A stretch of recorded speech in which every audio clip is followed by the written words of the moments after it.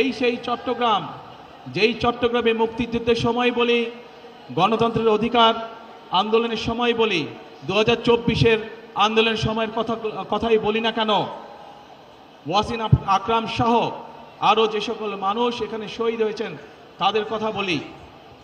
এই সেই চট্টগ্রাম, যেই চট্টগ্রামে সমতল এবং পাহাড়ের মানুষ একসাথে বসবাস করেন।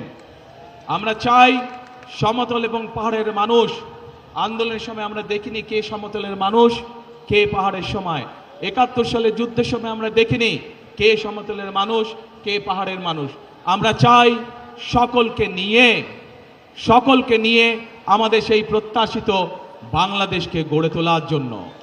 সে পাহাড়ের মানুষ হোক, সে সমতলের মানুষ হোক, সে ইসলাম ধর্মের মানুষ হোক, সে অন্য কোনো ধর্মের মানুষ হোক, আমরা সকলকে নিয়ে আমাদের প্রত্যাশিত বাংলাদেশকে গড়ে তুলতে চাই।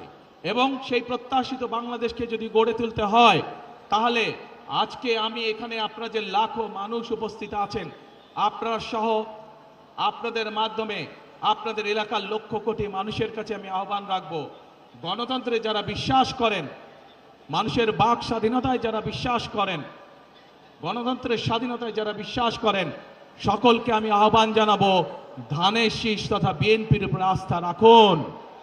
ইনশাআল্লাহ ধানের শীষ এবং বিএনপি নির্বাচিত হলে আপনাদেরকে সাথে নিয়ে, এই দেশের মানুষ, খেটে খাওয়া মানুষকে সাথে নিয়ে বিএনপি তাদের প্রত্যাশিত বাংলাদেশ গড়ে তোলার কাজে হাত দেবে ইনশাআল্লাহ, অতীতের মতন।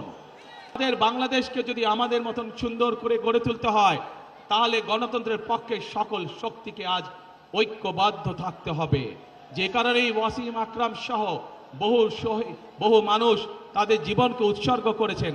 তাদের জীবনের মূল্যকে যদি আজ আমাদের তাদের মূল্য দিতে হয়, তাদের জীবনের ত্যাগকে, তাহলে অবশ্যই আজকে আমাদের মানুষের যে প্রত্যাশা, সেই প্রত্যাশা পূরণের জন্য কাজ করতে হবে।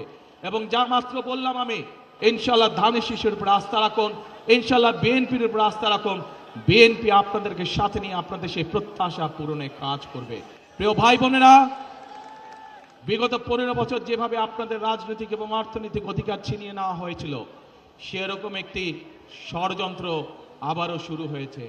আপনাদের প্রতি আমার আহ্বান, এই ষড়যন্ত্র সম্পর্কে সকালে সজাগ থাকবেন, সতর্ক থাকবেন, যাতে আবার আপনাদের অধিকার কেউ ছিনিয়ে নিতে না পারে। আপনাদের ভোটের অধিকার, আপনাদের কথা বলার অধিকার, আপনাদের বেঁচে থাকার অধিকার যাতে আবার কেউ ছিনিয়ে নিতে না পারে।